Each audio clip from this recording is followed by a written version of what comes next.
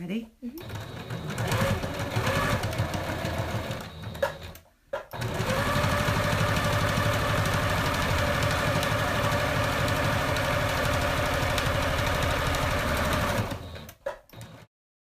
Hi, my name is Kristine. I'm a seamstress. I started sewing when I was about 7th grade. I enjoy sewing all kinds of things. So what kind of things do you sew? I have sewn clothing for myself, for my granddaughters, various costumes for various people, quilts for my grandchildren when they graduate from high school, so they all have something to remember their Nana by, book bags and shopping bags. So you're going to show us how to make a tote today.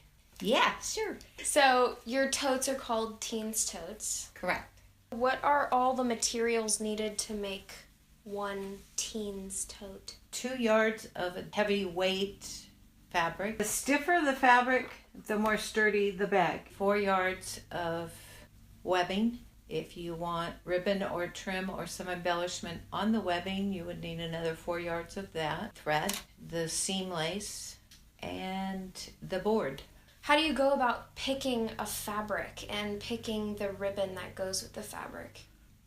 It's probably something I've eaten in the last 48 hours, and it just strikes my fancy that I'm looking for a particular color, that I just go in and find a pretty fabric, decide which one goes inside, which one goes out, and then you cut it. And you're cutting at 22 inches wide and 22 inches long. Put them reverse sides together and sew. And what you're sewing is the length of the fabric.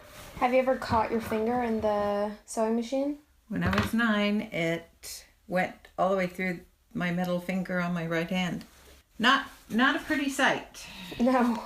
Now you have one piece of fabric, okay? And in 2 different patterns. Then you would put them together, turn it so it looks like the bag. You have 2 open pieces on each corner, and that's what you're going to sew together to make the bottom of the bag.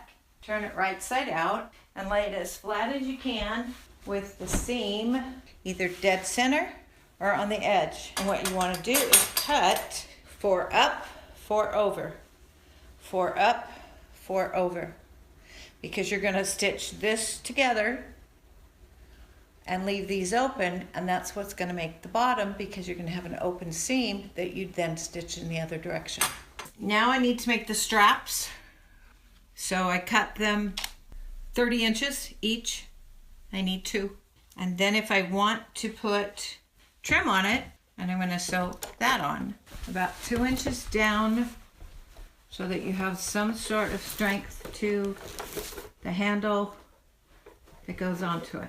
Is there anything else you do after you add the straps? So what we have to do now is get my husband to cut the board and then cover it with the leftover material to finish that bag.